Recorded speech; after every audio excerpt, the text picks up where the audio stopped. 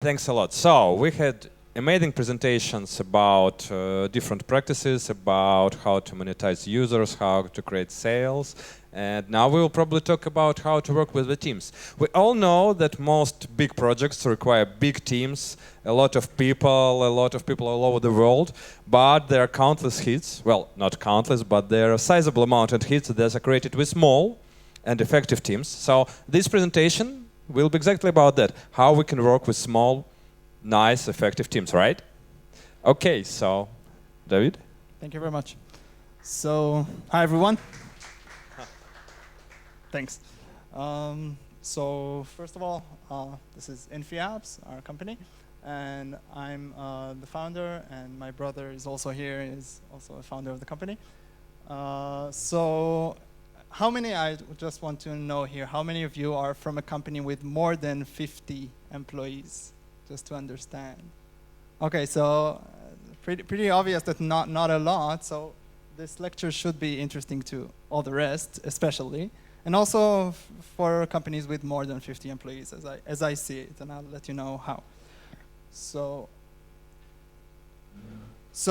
about InfiApps. InfiApps was founded in 2012. It's today one of the top mobile social casino companies.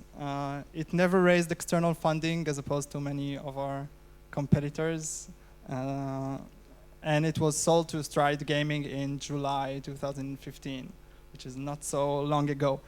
As you can see from, let's look at these images. Yes, we're a social casino company, but we don't appear as a social casino company, even to some of our players. We do things in a completely different way, in many things, which some I will describe. And you can see some of the team on the right. Crazy team, but wonderful. So our flagship game is a game called Slot Bonanza. Maybe some of you have heard about it. It's a social casino app with more than 80 slot machines in it. Our largest mega competitors have about 100, so we're pretty close. We have millions of downloads, and this is one of our strongest points.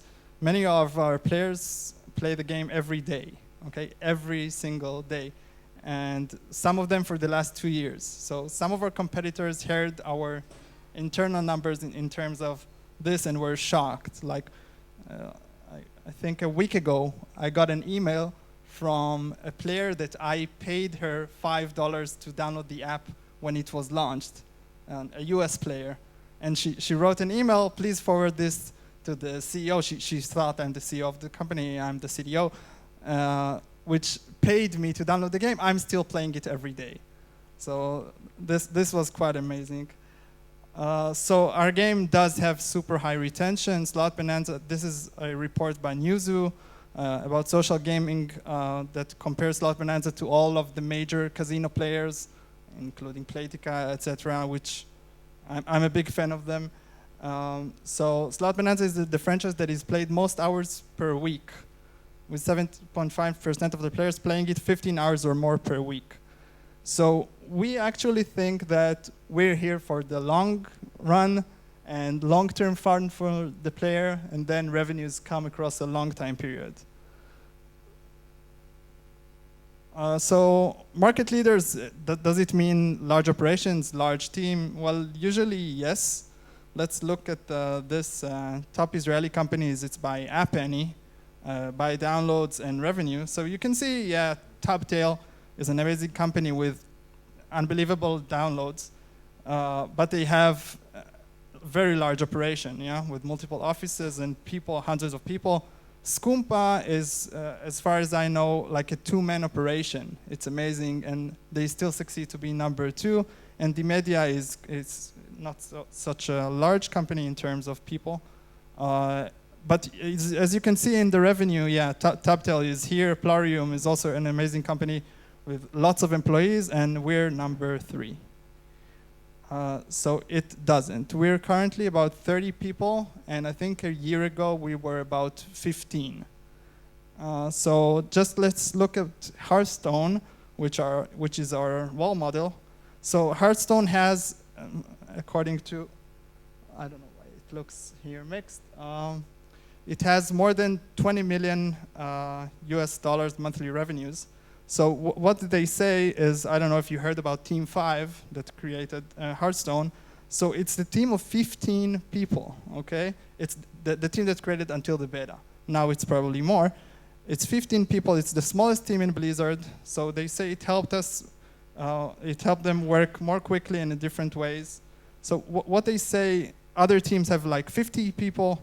And just to summarize, the smaller team required its members to be old school garage programmers and able to wear a lot of different hats with far less specialization than that typically found in larger teams. So we do that exactly. Okay, I'll describe. So how do we do it? So listen carefully. Some of the tips are really important. So start small but plan big. This is what my brother told me. You can start with a small team. Like Lior said in the presentation before, when it's your money, it's hard.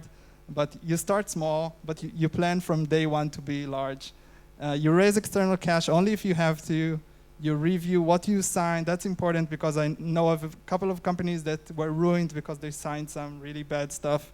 You take the best lawyers and accounting firms as soon as possible. Again, my brother's advice, because you plan to be large. And you focus on product and not infrastructure. Many companies do the other way around, and then they have amazing infrastructure, no users, and goodbye company. So yeah, have an amazing team. So yeah, I have my brother, which is the best partner and best business person I know. And we have a best team, so that's a must. If you can, work on a product that you love. So yeah, I'm not an old lady, but I do love playing slot machines. So how do we stand out? We combine arcade fun and casino excitement. So you'll see in a bit. This is in terms of development. We work in weekly sprints. So I know it's a bit hard if you know about sprints. It's working weekly sprints can actually accelerate most of your stuff. So Zappos Lab works on weekly sprints, and that's what we do. It's a tip for me to you. That's an important slide. So do what your large competitors can't do. So we have zero bureaucracy. So it means we can do things much faster. So make sure you use it if you can. We are much more agile. We can do pivoting like in 5 minutes. We can change the roadmaps. An amazing thing that not every feature that we do is designed for all or even most of the users. We had a really top whale user that likes certain things, and we actually created a game specifically for that user. People thought we were insane, but yeah, that's what we do. And crazy ideas do reach production. So if you're in a large company, you cannot do that, we can.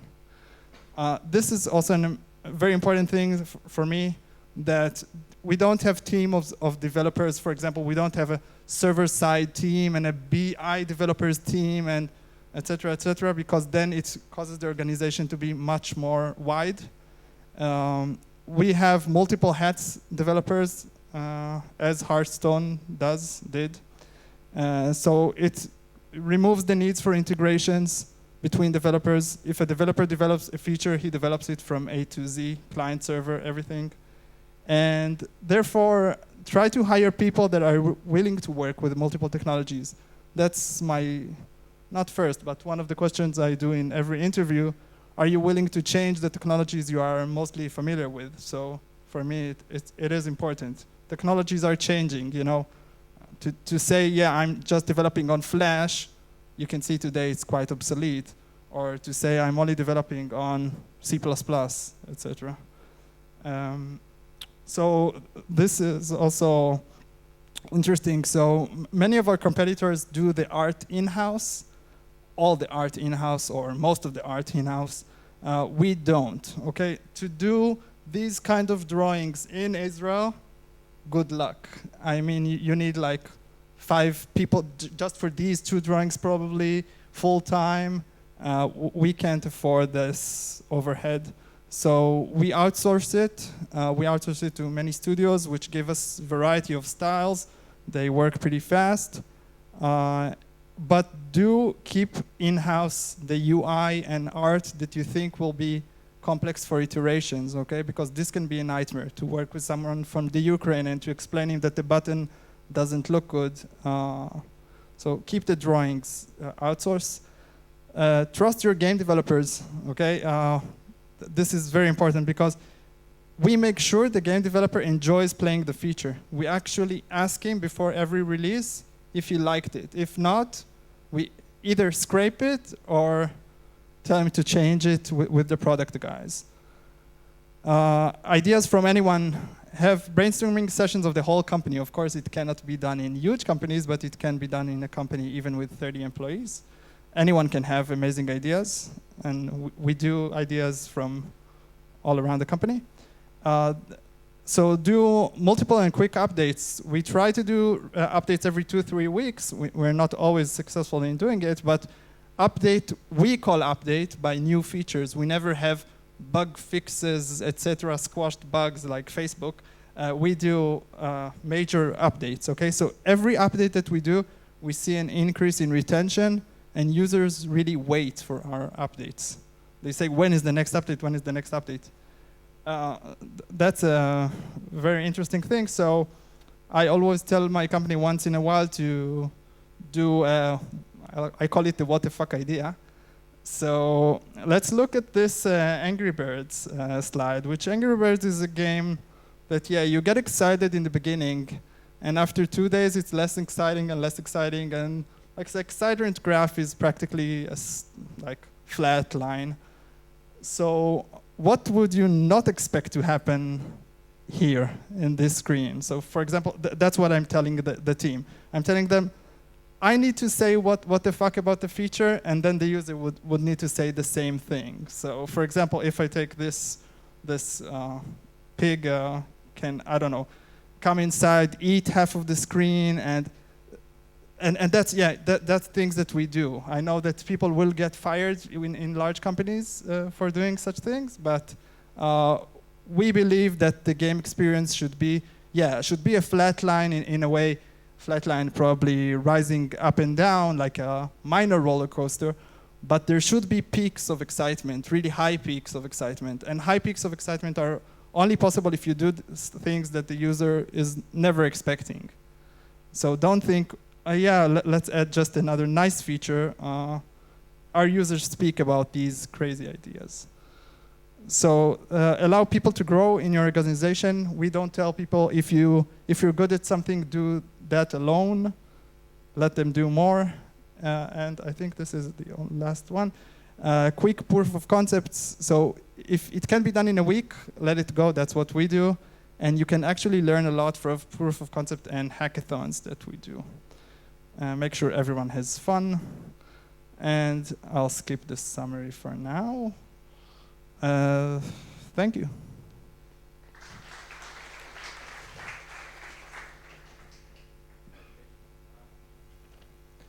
Okay, thanks a lot. Really great ideas. So now we can move on to Q&A. We have a lot of time for that. So 1, 2, let's start here, and then we move here, and then here. Hi. Yes, my name is, thanks. Hi, my name is Valery. I'm a developer, like head of little indie studio from Kiev, Twee Games. So actually, I'm trying to build our company using almost all your rules, and it's very good for me that I see like that you use them and you are successful. So it makes me optimistic. I have 2 questions. So you told that first one. You told that you sold your company to some other guys, but you still work in it, or yeah? Yeah. We still work in it. And second question, like most of the rules worked that you described, but I found it some time ago that brainstorming with all the team does not work for us. Why? Because like when I try to brainstorm with all my team, everybody has some ideas. Even if they don't have ideas, they feel like they need to have that ideas. They told it to you, and if you don't like them, you answer no, and they like don't like you after that. On the one hand, and on the, so it makes me like feel people bad, and on the other hand, I spend so much time to explain why like this idea is shit that like I really don't have the time. And after some time, I just stop asking people about actually the ideas. And what do you think about it? So it's a great question, and I handle this exact issue as well. So if you brainstorm with people, especially with employees in the office, make sure it's a brainstorming session. Okay, don't make it a decision session. It's a quite large difference. It seems minor, but just brainstorm. Okay, so the output of our brainstorming sessions is a huge list. Crazy list of like 200 ideas, and that we don't focus on 5 ideas. Okay, it's like 200 ideas that are scattered on a large whiteboard, and then the team, like every person says which ideas he loves the most, and we pick out like 20 or 30 of them. Okay, and then these ideas usually come all the way to me after the product reviews and reviews them. And then I decide, because that's the only way to not, like you say, to prevent the conflict or to explain to someone in his face that you don't like his idea and start. You understand what I mean?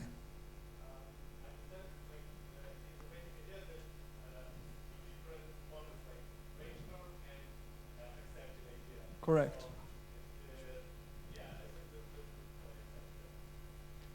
Okay, next question. Hi, I'm a guy from HeraCraft. What should you do when one of your leaders or seniors want to leave your small team in the middle of production? That's also a great question. So first of all, what I told about the multiple hats approach is that we try that our developers will do everything, okay? So everyone is replaceable in a way. In a small team? Yeah, everyone. How is this possible? For example, you have only one senior programmer. So I'm not talking about a team of 3 or 5, but let's talk about a team of 10, which is a bit more optimistic. I mean, in a team of 3, if someone leaves you, you're in a mess. Let's speak about the team of 10 or a dozen. Mm-hmm. Probably have only one lead game designer, lead artist, and senior programmer. Mm-hmm. So yeah, if that's, I meant the whole development team about 10, but if that's the case, then you have even less developers, etc. So you're in a problem. You need to make sure that people. I'll tell you what. I try to reduce these things in the interviews part. Okay. How do I do that? So the first thing we look at the interviews is the passion of the person. That's the first thing that we look at. We don't look if the person is the highest brain, whatever. If he's really into the business. There are different personal situations in private life, so... Correct. We had people that had to leave. That's life. There is nothing that we can control, but we didn't have many people leaving. So yeah, just minimize this. Of course, it's an issue. No one can tell you otherwise. Duplicate everything. Yeah, it's the advice. And yeah, and make sure everything is all the knowledge is transferred in a way that you don't have one person that knows everything. That's scary. Okay, we had a question right in the center, and. Hello, my name is Tony. I am a game designer. Zero Alliance. I'm from Ukraine. As a game designer, I make many more documentation and specification, but nobody carried, nobody read it. What am I to do with this? Every time I must explain every task, and I hate it.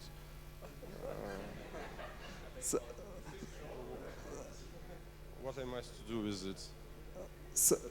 So you're saying you're writing long documents and nobody wants to read them, practically? Okay. So first, try not to write long documents. That's what we minimize documents. It can be a bit of a mess. It creates more mess. But when we do when we design features, we usually design them using PowerPoint and not using text. It saves a lot of the eye mess for the developers. They don't want to read. Like, leave me alone. I know. Yeah. And if it's visual, okay. And what we do, as I said in our company, we give a lot of force to the developer itself. So we don't, as opposed to many of our competitors that I know of, is that you get the spec documents, the developer, and yeah, that's your job for the next 2 weeks. So it doesn't go, in our company at least, it doesn't go like this. So he gets this PowerPoint and he says, well, I don't know, something doesn't make sense. And then they sit and they change the document. And then when you let the person change the document, then he feels it's his document, okay? And the whole idea changes. So suddenly he cannot say it's a bad document. He cannot say, I don't want to read it. And that's what we do. And he says, well, yeah, I'm proud of it. Also, when I said that our developers are multi-hat and they do a feature from A to Z, so a developer, let's say we release a new crazy, I don't know, feature of maps that you do challenges, etc. And it's only one developer that did it. It can be in our company or tournaments, okay? We did tournaments with one developer that did the whole feature from A to Z, databases, everything. So until today, that developer is super excited that, I don't know, 1 million players played his feature and it's 100% his, even though there was some kind of design guidelines, but it's his. Okay, let's hear and then we will move to that side. Hi, I'm Amit from Taptail.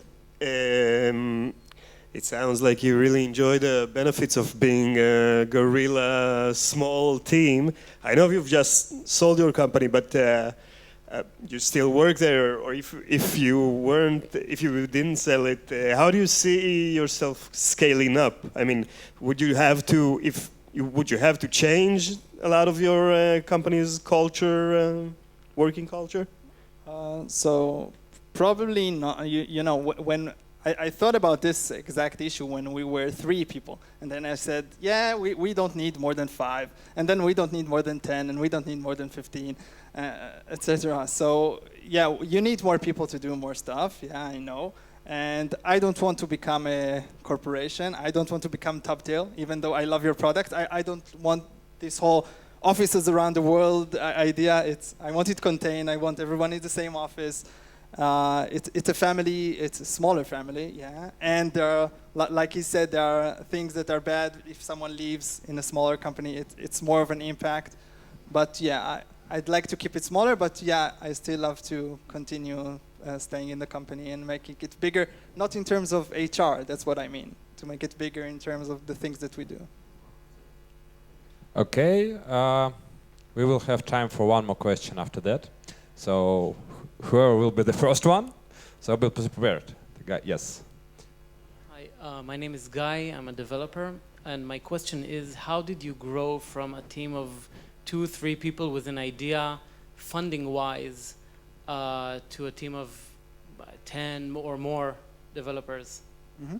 So it's an excellent question. So what we did is we're quite conservative with our money, and we didn't take external funding. So you cannot simply take 10 more developers, like you say. You need the cash for this. So we actually simply waited for the cash to come in. So it was an effort.